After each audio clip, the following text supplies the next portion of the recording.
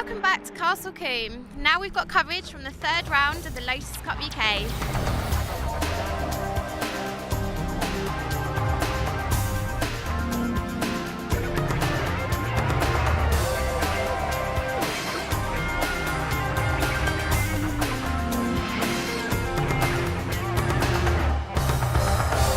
So we're here on the grid for the third round of the Lotus Cup UK.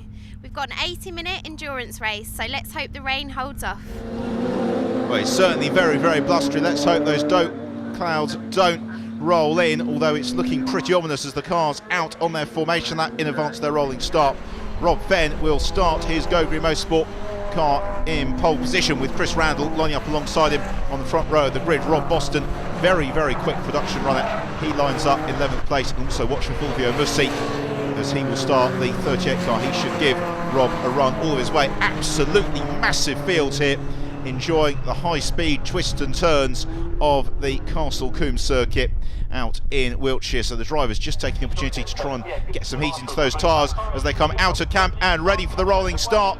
The lights go out and away they go. It's a good start from Rob Fenn from pole position with Chris Randall alongside him. Also Adrian Hall trying to get away well, as is Jack Goff. Watch for Martin Donnelly in the Evora as the fields surge over Avon Rise into Quarry Cordon for the first time, and it's still side by side for the lead, but Rob Fenn's just going to squeeze through past Chris Randall. Adrian Hall also trying to do the same thing with then Jack Koff. Kind of a little bit of pressure from Marcus Jewell, who's the first of the 211s, accelerating then into the S's for the first time. They all jinked through, cleanly through, which is also good to see. We've seen many tangles over the years at the S's here at Castle. They accelerate out through Old Paddock, accelerating on towards the fearsome Town of Corner. Here they come then through the short left-hand kink and then down into this braking zone of Town Corner. The road just drops away from the drivers. They have to get on the brakes very late. Out of Tower, it's Rob Fenn who leads as they have the very short sprint into the second of the chicanes at Bobby's. There's the battle for the lead of the production class. It's Rob Boston just ahead of Fulvio Mussi and Tom Roche. And don't forget, in the Lotus Cup UK for 2012, we've got two championships. We've got the Super Sport Championship, just for the cars running at the very front of the field, headed up by Rob Fenn, and then we've also got the Production Championship as well, and it's Rob Boston currently leading those runners as very, very quickly into the new lap. It's an incredibly quick start lap at Folly Corner. Then they come up over Avon Rise and into Quarry, a heavy braking zone, but the exit from Quarry is crucial. So they then sprint in towards the S's, and Fenn it is who's got that advantage over Randall, Adrian Hall, Jack Goff and Marcus Jewell. Those five cars just beginning to build a little bit of a gap at the field away from Glenn Sherwood, who is next up in 6th position in his Exige. So Rob Fenn out of the S's, then accelerating through Old Paddock, and at the moment nobody's really able to get quite onto terms with him, although Chris Randall is doing his level best, and the pair of them actually just now begin to put a little bit of daylight between themselves and Adrian Hall. So onto the brakes once more, Tower Corner, and when is Randall going to make his move? They've got plenty of time over the duration of this race, one of the longer races in the season for Lotus Cup UK runners, so there's no prizes for going for a bold move on the second lap, it all going wrong, and that being day over. So Chris Randall is an experienced driver, and he will just be content at the moment to bide his time, provided Rob Fenn is able to pull away from the rest of the pack, which is exactly what he's doing at the moment. Martin Donnelly in the Evora at the moment running in the midfield, just outside the top 10, but I'm sure that as the race progresses we can see him moving up through the pack. So flat out through Folly once more, and then over the absolutely terrifying Avon Rise. You can see how bumpy the course is, where it really does unsettle these cars. They burst over the brow through Quarry, and this at the moment is looking very nice for Rob Fenn. He's really improved as a driver over the past couple of seasons, and he is so smooth as well, rarely makes mistakes. We're in car with Rob through the S's, just having to seesaw at the wheel a little bit, running over the curbs, no problems there, and he's actually now pulling away a little bit from Randall, who's moving ever further away from Adrian Hall. But then Jack Goff and Marcus Jewell 4th and 5th. That's a nice little battle that's just beginning to come together between the pair of them. So the top five still running fairly closely together, and all the while able to just build that margin over the rest of the pack. Out the Tower Corner they come, and yes, Marcus Jewell, there he is, the first of the 211s. He really is beginning to close in here on Jack Goff. So Goff, whilst he'd like to be chasing down Adrian Hall, he's going to have to start beginning to reference his mirrors, because he's got Marcus Jewell, who's been very successful in Lotus on Track Elite's Trophy and Lotus Cup UK over the seasons, beginning to home in on his tail out of Camp Corner, and then this fast run through Folly the car's just rippling over the undulations on the course. Then we've got battles further back through the field. This is a good one in the production class, with Adam Knight just leading it from Paul Davies and Andy Napier, and Napier pushing very, very hard through Tower. He's looking to the inside into Bobby's. That's going to be brave if Napier goes for. He's over across the curbs, pushes too hard, around goes the rear of the car, and you always wondered that was coming. Andy Napier was really looking very anxious to make the move on Paul Davies. He couldn't quite do it. Well, look about this train of cars. It's Chris Setters who leads it in the 24 car, and it's Martin Donnelly who is next along. Also Simon Deacon in the 211 is showing well, and BJ Chong back of the cars in that particular train. Martin Donnelly thinking about the move to the inside of Chris Setters into Tower Corner, realises there's no way through there in the Big Evora, so he gets the one out of Tower. He's also got Simon Deacon and BJ Chong still very close to his tail, jumping over the curbs. And now this long run out of Bobby's through Camp Corner, but really what Donnelly will be thinking about isn't overtaking Camp.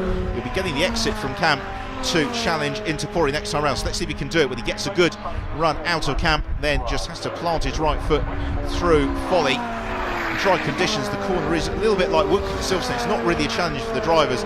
It's all about then carrying that speed over the crest at Avon Rise in towards Quarry Corner. And has Donnelly got enough here on Chris Setters? No, he hasn't. He's about a car length or so too far back to really make that manoeuvre. So again, he will begin the setup probably to think about challenging into Tower. That's another overtaking opportunity.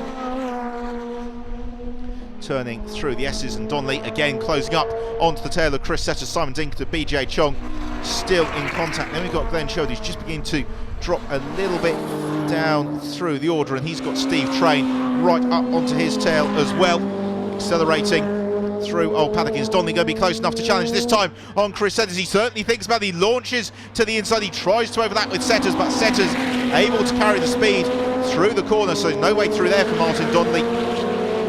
Closes right up under the rear spoiler though of Chris Setters through Bobby's. Fantastic racing here from the Lotus Cup UK as they accelerate on towards Camp Corner. Still Paul Davies and Adam Knight engaged in battle, obviously without the company of Andrew Napier, who spun a couple of laps ago. The corner then to now, that's the chicane at Bobby's, even though it's Knight who's just got the legs over the 36 car, as Donnelly now makes the move through Quarry Corner, where we could see he was setting up for that as the exited Bobby's, and it pays off half of that later. So Donnelly gains the place on Chris Setters, although it's brought Simon Deacon and BJ Chong right onto his tail. Those four cars running really very closely together, a fantastic scrap. And Chris Setters, he's lost out as well to Simon Deacon, and has now got BJ Chong trying to pick his way through. And then we've got still the battle for the lead of the production class, and it is just Rob Boston who leads that from Fulvio Mussi. The pair of them though running closely. I just wonder, now that Martin Donnelly is through, whether he's going to pull away a little bit from this group. Into Bobby's they come. Well, not really actually. Donnelly's still got Simon Deacon pretty close to his tail, I'd have to say, with then Chris Setters. Well, he's been able to withstand that immediate challenge from BJ Chong, so he is able to think about reclaiming that spot he lost to Simon Deacon earlier in the lap. So another lap completed, and Donnelly has now got 2:11 of Simon Deacon closing on his tail. Then we've got the Glenn Sheridan and Steve Train battle, also Tom Chataway. There's the production class leaders, with Tom Roche still third in class, but just slipping back as the change comes now. BJ Chong to the inside of Chris Setters, through he goes.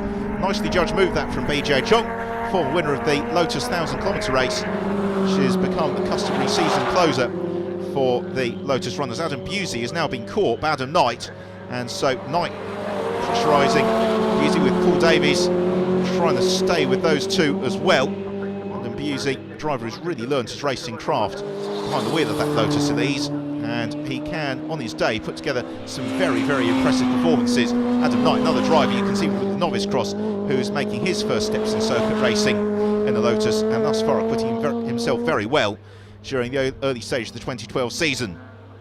Martin Donnelly, a driver with considerably more experience than that, having raced for Lotus in Formula 1 well over 20 years ago it is now, but he still enjoys getting out to race whenever he can. Now this is an interesting development in the production class battle. They're right up onto the tail of Tom Chataway, and Chataway in the 211's really going to have the speed in a straight line. It means that Rob Boston through the corners is very frustrated, and that in turn means that Fulvio Mussi is right up onto his tail, accelerating out of Bobby's and on towards Camp Corner. Another lap to be completed. as Donnelly still leads this group. It's Rob Fenn who leads the race overall from Chris Rand. We haven't seen them for a few laps, but that is how it is at the top of the field. The production runners accelerate through Folly Corner as we go back to the Adam Busey, Adam Knight, Paul Davies and Andrew Napier battle. Andy Napier, after that spin, he's rejoined that group of cars, so the four of them locking horns. Donnelly now pulling away from Sam Deacon, who's got BJ Chong onto his tail. Steve Train is still continuing to have an excellent view of the rear of Glenn Sherwood's car, but has struggled to get past it as yet. Here they come, Glenn Sherwood, then the bright blue 211 of Steve Train. Tom Chataway in the white 62 car has got Rob Boston and Fulvio Mussi on his tail. Well, the action continues here at Castle Combe. We'll take a break. Join us in a few moments' time for action from Lotus on Track.